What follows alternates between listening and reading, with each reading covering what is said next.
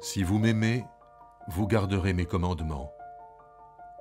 Moi, je demanderai au Père de vous donner un autre défenseur pour qu'il soit avec vous pour toujours. L'Esprit de la vérité, que le monde ne peut pas recevoir parce qu'il ne le voit pas et qu'il ne le connaît pas.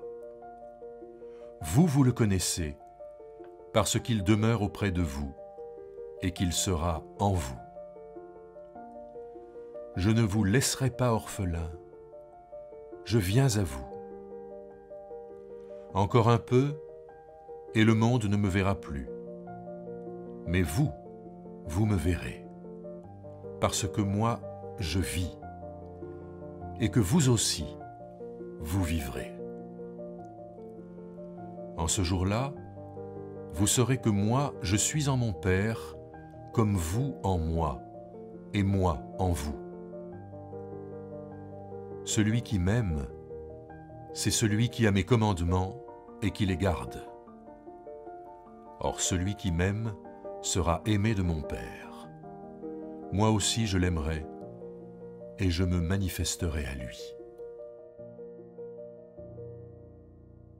Alors Michel, ce texte-là, donc, dans le récit précédent de la semaine dernière, nous nous sommes arrêtés sur le fait que nous sommes appelés à faire de plus grandes œuvres que celles de Jésus, avec la promesse d'exaucement de la prière. Et puis ensuite, il y a « Si vous m'aimez, vous garderez mes commandements ». Donc d'une certaine manière, on passe des œuvres à l'amour. « Si vous m'aimez ». Alors on sait bien que le verbe « aimer » est un verbe qu'on trouve très souvent dans les évangiles pour évoquer la foi, mais je crois qu'on a besoin de savoir comment entendre ça. Aimer Jésus, ça veut dire quoi ? Je crois que le verset nous dit bien que ce n'est pas un amour sentimental, que l'évangile n'est pas un roman à l'eau de rose ni à l'eau bénite, qu'il s'agit d'autre chose que d'un sentiment, puisque vous garderez mes commandements. Autrement dit, aimer Jésus, ce serait adopter un certain style, adopter son style d'une certaine façon, à notre mesure, bien entendu. Oui. Dans le verset juste précédent, là, il y avait beaucoup la chose « je suis dans le Père est en moi ». Enfin, il y a un peu une assimilation entre Jésus et le Père. Et là, l'appel à aimer Jésus, ça me rappelle évidemment le commandement d'Israël. Hein. « Écoute Israël, le Seigneur est un, tu aimeras le Seigneur de toute ta personne. » Et donc, moi, ce que j'aime bien dans ce commandement à aimer Jésus, hein, si on le fait référence à ce passage de l'Ancien Testament, écoute Israël, donc aimer c'est d'abord écouter.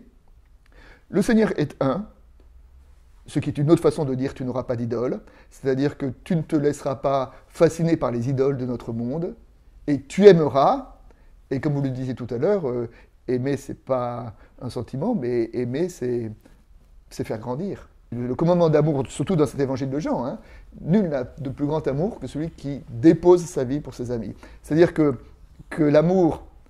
Habituellement, vous disiez tout à l'heure, l'amour est un mot qui est très ambivalent d'une certaine façon.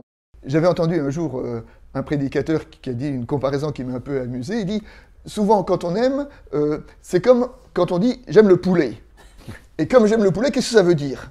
Ça veut dire je tue le poulet pour le manger. Mais quand je dis j'aime le poulet, c'est pas le poulet que j'aime. Parce que si je l'aimais, je le ferais vivre. Ce que j'aime, c'est moi. Il n'y a que moi, j'aime manger le poulet. Et dire donc que l'amour dans la Bible, l'amour du prochain, l'amour de Jésus, c'est pas comme aimer le poulet, c'est pas un amour qui consiste à tuer l'autre pour me permettre de satisfaire un désir en moi, mais c'est au contraire, faire vivre. Et donc, quand Jésus appelle ici à l'aimer, eh ben c'est comment est-ce que dans notre fonction ou dans notre rôle de disciple, ben, on permet à l'évangile de vivre. Oui, c'est d'ailleurs ce qu'il y a de tout à fait paradoxal, de tout à fait bizarre dans la parabole du berger. Hein, c'est un curieux berger quand même, ce berger-là. Hein, et au lieu de se nourrir des moutons, il les fait vivre. Hein, il y a une espèce de retournement de perspective qui est très intéressant. Par ailleurs, votre prédicateur, il citait Saint-Augustin. Hein.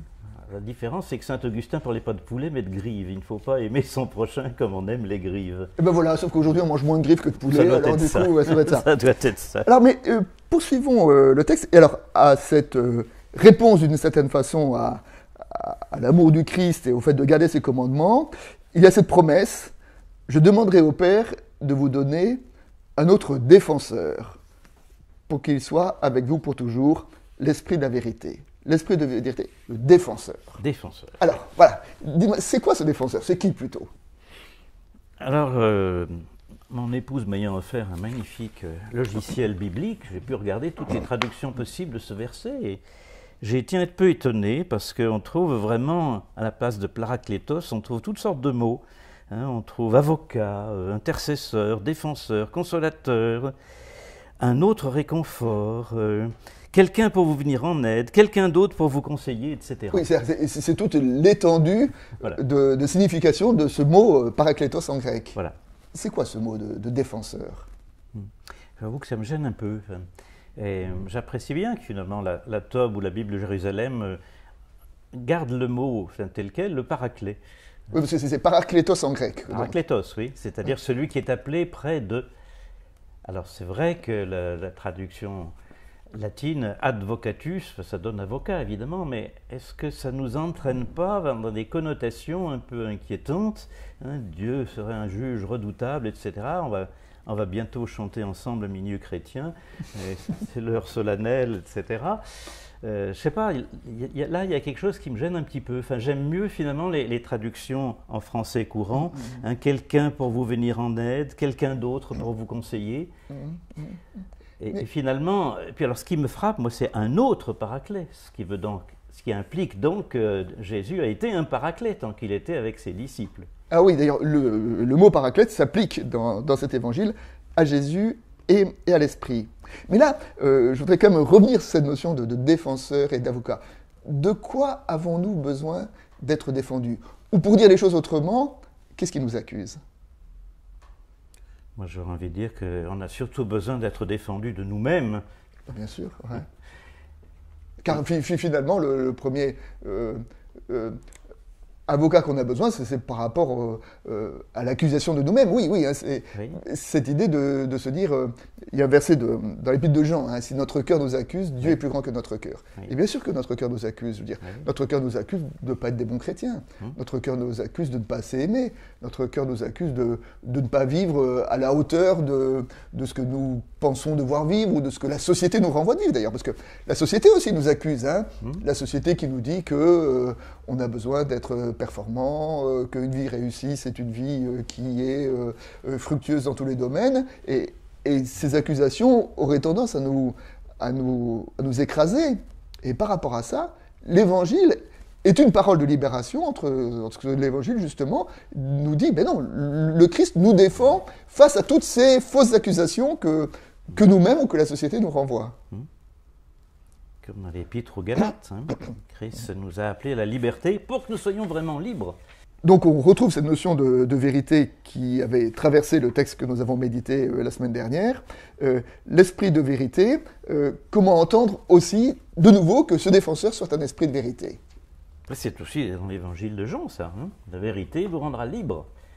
Dans cette notion de vérité, moi, d'une certaine manière, ça nous aide aussi à comprendre, parce que le Christ nous a dit la semaine dernière, je suis le chemin, la vérité et la vie, et d'une certaine façon, dans la notion de vérité, hein, dans la philosophie grecque, la vérité, c'est ce qui est caché, c'est ce qui est dévoilé. Hein. Étymologiquement, le mot vérité en grec, c'est aletheia, et aletheia, c'est le a privatif, et l'antanen qui veut dire caché, donc c'est ce qui est décaché. Hein. Et Platon dit, on a besoin d'ôter tous les voiles qui nous empêchent d'avoir accès à la vérité. Ensuite, il y a une lecture scientifique qui dit la vérité, c'est simplement l'adéquation d'une parole au réel. Comme disaient les scolastiques. Oui. Voilà. Et là, dans l'Évangile, on dit la vérité, ça n'est ni quelque chose qui se dévoile, ni une adéquation au réel, mais c'est le Christ. C'est une personne, c'est un esprit. Il y a le sens grec dont vous parliez. Hein, oui, mais il y a aussi le sens biblique, émettre, c'est la solidité, c'est la confiance. Et donc là, ça nous entraîne un petit peu sur des voies un peu différentes, non? Oui, et puis c'est aussi une sorte de... Enfin, émettre en hébreu, c'est la totalité, hein, parce que la première lettre, c'est le Aleph, qui est la première lettre de l'alphabet, et la dernière lettre, le Tav, c'est la dernière lettre. Donc les gens disent la vérité sont la première, la dernière, et même au milieu, la lettre du milieu. C'est-à-dire qu'il y a une sorte de globalité qui est derrière cette notion de vérité. et qui est représenté ici par le Christ et par l'Esprit.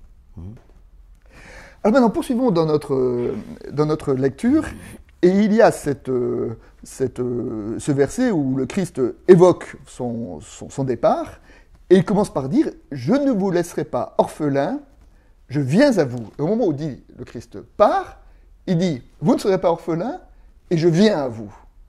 Alors comment vous entendez cette notion d'orphelin et de Christ qui vient ? Alors, je pense qu'on est un peu gêné avec la connotation du mot orphelin, parce que ça fait tout de suite penser la veuve et l'orphelin, et la dimension un peu affective, le pauvre petit qui a perdu sa maman, etc. Alors qu'il me semble que dans la perspective biblique, il y a davantage cette perspective sociale. La veuve, l'orphelin et l'immigré, c'est une trilogie qui revient sans arrêt, associés, oui. Comme un devoir d'ailleurs d'assistance à ces personnes-là.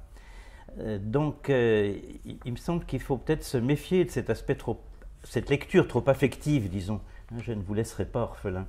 Est-ce que ça ne voudrait pas plutôt dire qu'il va y avoir une espèce de réorganisation de la vie, que le Paraclet va réorganiser autrement la vie des disciples dans leur relation aux autres?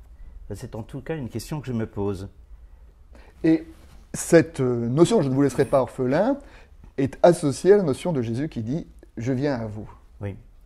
Et c'est ça qui est très curieux dans ce texte, ce jeu entre le futur et le présent. Oui, parce que le Christ part et il dit « je viens ». Voilà.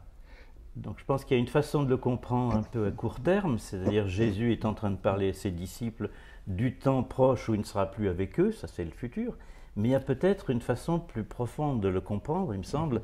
Le royaume de Dieu c'est pour demain, mais en même temps c'est déjà là, et donc cette présence du Christ, c'est pas pour demain, c'est pas pour après la mort, mais ça va déjà se manifester dès maintenant. Voilà, alors c'est le grand thème de « je viens ». Je viens. Et souvent on dit le Christ revient, mais dans le Nouveau Testament on dit jamais que le Christ revient. On dit toujours que le Christ vient. Parce que dans le texte revenir, il y a l'idée du retour à l'identique. Alors dans le fait simplement de venir, il y a quelque chose qui est de l'ordre d'une nouveauté irréductible. Enfin, je veux dire, le Christ ne cesse de venir à nous. Oui, c'est un présent. Et ça me rappelle l'Apocalypse, où le dernier verset de la Bible, donc c'est que la grâce soit avec vous. Bon, ça normal, enfin ça s'anime par la grâce, mais juste avant, viens Seigneur Jésus. Viens Seigneur Jésus. Viens. Jésus dit je viens, et le croyant dit viens. Et que d'une certaine façon, la foi, c'est peut-être d'appeler ce Christ qui vient vers nous, qui ne cesse de venir à nous. De lui faire assez confiance pour sentir qu'il vient. Et qu'il vient à chaque moment. Et moi-même, j'associe à cela même la prière. Et dans ma prière, qu'est-ce que je dis ? Je dis, viens Seigneur, viens sur telle situation, viens sur telle peur, que votre cœur ne se trouble pas, viens sur tel nœud, sur tel échec, sur telle maladie, viens. Viens, qui est une réponse à le Seigneur vient de cet évangile. Et au moment de grâce, on fait comme Jacob. Le Seigneur était là et je ne l'avais pas vu, tiens. Alors, pour terminer, il y a ce verset 21 qui est très spécifique à l'évangile de Jean, où il y a une espèce de, j'appelle une polyphonie de l'amour, où il y a celui qui m'aime, c'est celui qui a mes commandements et qui les garde, et celui qui m'aime sera aimé de mon Père, moi aussi je l'aimerai, et je me manifesterai à vous. Dans un seul verset, il y a 4 ou 5 fois le mot « aimer » entre le disciple, le Père, le Fils. Alors cette polyphonie de l'amour, comment on peut l'entendre comme conclusion de cette séquence ? Je pense qu'on va le retrouver d'ailleurs dans le chapitre 17 dont on va parler la prochaine fois. Souvent, on entend le chapitre, c'est l'unité. Enfin, alors on entend ça dans un sens écuménique, mais ça va peut-être beaucoup plus loin en fait. C'est pas l'unité entre les différentes églises et les différentes écoles spirituelles, disons, mais c'est une unité beaucoup plus profonde. C'est l'unité du croyant avec le Christ et par lui avec Dieu. C'est vraiment de la polyphonie, tu as raison. Ouais. Et moi, ce que j'aime bien aussi là-dedans, c'est cette idée, celui qui m'aime, je me manifesterai à lui. Et là, je voudrais évoquer un point fondamental dans l'anthropologie biblique qu'on trouve dans l'Ancien Testament. Les maîtres disent qu'un des versets les plus importants de l'Ancien Testament, c'est lorsque Dieu donne la loi à Moïse et que Moïse répète la loi au peuple, le peuple répond nous ferons et nous comprendrons. En hébreu, c'est naaseh venishma. Et on dit toujours naaseh venishma, ça veut dire nous ferons et nous comprendrons. Ce qui est l'inverse de notre logique à nous. Notre logique à nous voudrait de dire on comprend, si on comprend, si on est d'accord, on fait. Et là, dans la Bible, on dit non, c'est en faisant qu'on comprend. Nous ferons et nous comprendrons.